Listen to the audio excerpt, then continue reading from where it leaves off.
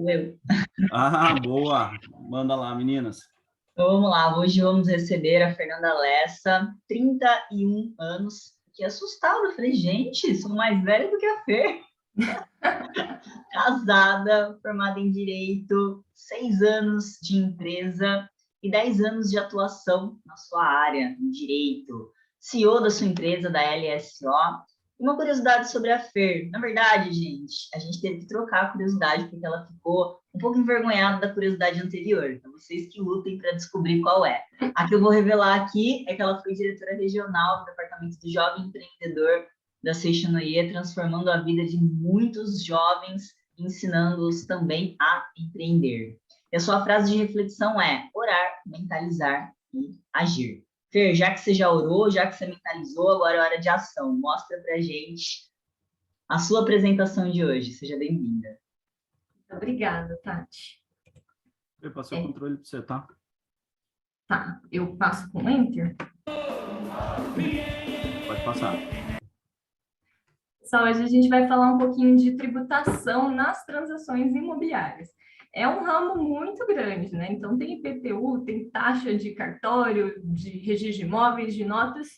Então, assim, tem muita coisa para falar. Então, eu restringi o tema à compra e venda de imóveis, tá bom? Outras oportunidades a gente fala do restante, de IPTU e tudo mais. Aí. Vamos começar, então, com o ITBI. O ITBI, ele é o Imposto de Transmissão de Bens Imóveis. Ele incide quando você compra um imóvel, né? Como ele é um imposto municipal, é a cidade que escolhe que alíquota que vai tributar, mas varia ali entre 2% e 4% do valor venal do imóvel. E o valor venal também é a prefeitura que escolhe. Então, ela tem um controle ali sobre a tributação. Quando você tem um imóvel na sua pessoa física e você vai colocar ele para dentro de uma pessoa jurídica em que você é sócio, aumentando o capital social ali da empresa, isso seria considerado uma compra e venda de imóvel, como se a empresa estivesse comprando um imóvel e te entregando as cotas como pagamento, e incidiria o ITBI nessa compra e venda. Só que tem uma imunidade na Constituição Federal que permite que não incida, né? Para estimular mesmo a atividade empresarial. Só que essa imunidade, ela tem uma exceção. Essa empresa que recebeu o imóvel, ela não pode desenvolver atividades imobiliárias como a maior forma de faturamento. Passou 50% do faturamento é considerado atividade imobiliária e perde essa imunidade. O que seria atividade imobiliária? Construção, compra e venda e locação de imóveis. Se a empresa exercer qualquer uma dessas atividades, ela perde o direito dessa isenção, dessa imunidade, e aí ela tem que pagar o ITBI, quando coloca o imóvel para dentro da empresa.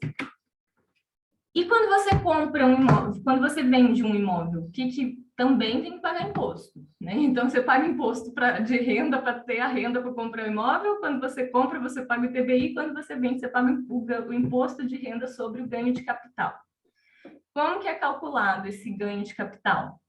Você pega o valor que você vendeu, subtrai o valor que você comprou aquele imóvel e o que sobrar é o lucro que você teve, que é chamado de lucro imobiliário. Sobre esse lucro, tem uma tributação de ganho de imposto de renda sobre o ganho de capital, que ele segue essa tabela que eu coloquei aqui. Então, assim, até 5 milhões, você paga 15% desse lucro para a Receita Federal. E tem uma isenção ali, né? Se você pegar esse dinheiro que você ganhou com a venda e comprar um outro imóvel residencial em até 180 dias, que são 6 meses, você fica isento dessa tributação do ganho de capital. Isso daí na pessoa física. E na pessoa jurídica, como que funciona? Se aquele imóvel tiver cadastrado lá na contabilidade da empresa, como ativo não circulante, ativo imobilizado ou qualquer outro nome que deem para isso, vai ser o mesmo cálculo sobre o lucro que você teve, só que agora é 34%.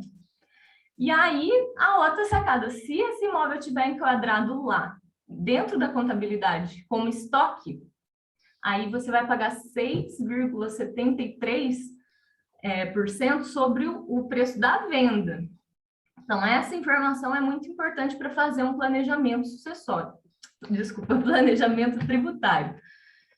E aí eu vou trazer para vocês aqui duas situações de clientes que passaram lá pelo nosso escritório. Então, esses valores aqui são reais. Então, assim, vamos supor uma situação em que uma pessoa comprou um imóvel há 20 anos atrás por 120 mil. E ele tem aqui, vale, no valor venal, lá do IPTU, está 400 mil, mas o valor de mercado dele é 1.200.000. Aí eu fiz algumas simulações aqui. Quanto que ele pagaria de ganho de capital na pessoa física? 162 mil reais que ele pagaria com essa venda.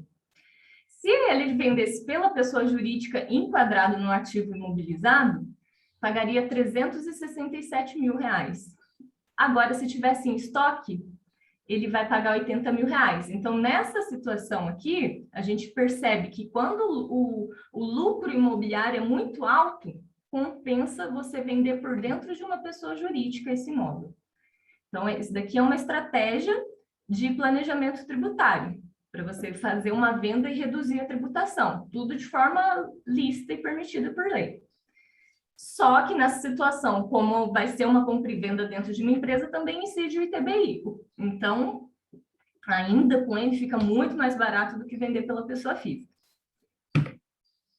E aí que é uma outra situação, quando o lucro imobiliário é baixo. Então, nessa situação aqui, por exemplo, a pessoa comprou por R$1 milhão ontem, 2 anos atrás, e hoje está vendendo por R$1.200.000. Nesse caso, o lucro imobiliário é de 200 mil apenas. Então, vai incidir na pessoa física 30 mil reais de ganho de capital. Se fosse pelo ativo imobilizado, 68 mil, e dentro do estoque de uma empresa, 80 mil. Então, quando o lucro imobiliário é baixo, compensa comprar pela pessoa física. Então, tudo isso são estratégias que tem que fazer cálculo para ver o que é a melhor, né? E tem ainda uma terceira opção, que essa opção ela economiza o ITBI, que é, por exemplo, vamos supor uma empresa que tem 2 imóveis lá dentro. Eu quero vender um.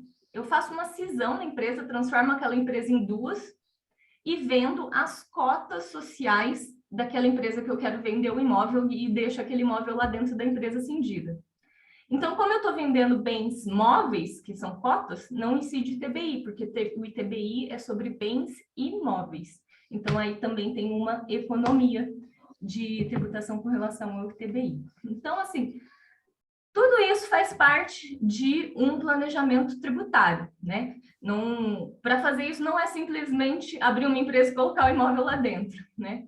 Tem várias outras coisas que têm que ser analisadas para chegar no melhor caminho, porque às vezes você vê que ali só um enquadramento contábil já muda a tributação de forma exponencial. Então tem que tomar cuidado mesmo e ter um acompanhamento técnico para fazer esses tipos de operações. E é isso, pessoal. Muito obrigada. Estou aberta para perguntas. Sensacional, Fernanda. Parabéns. Temos aqui algumas mãos levantadas. Vou levantar, dar oportunidade quem for o primeiro. Celso Arroio. Parabéns, doutora Fernanda e todas as advogadas da LCO Advogadas, pela apresentação, porque esse é um assunto chato pra caramba, né? Porque eu não entendo nada. Ainda bem que tem 3 mulheres aí que fazem esse assunto ficar menos desinteressante. Mas o que eu estava prestando atenção é o seguinte: se eu tenho um imóvel na pessoa física, vou passar por pessoa jurídica para fazer um planejamento tributário, né? Uhum. Lá na frente para vender, de qualquer maneira eu tenho que pagar o imposto quando eu for fazer essa transação, né? Como é que faz isso aí? Quando você coloca para dentro da empresa, vai depender do que vai acontecer ali, né? Por quê? Se você coloca sem pretensão de vender nenhuma, você já pede a imunidade do ITBI, então você não pega essa transação, tirar da pessoa física e passar para a pessoa jurídica, você não paga o ITBI.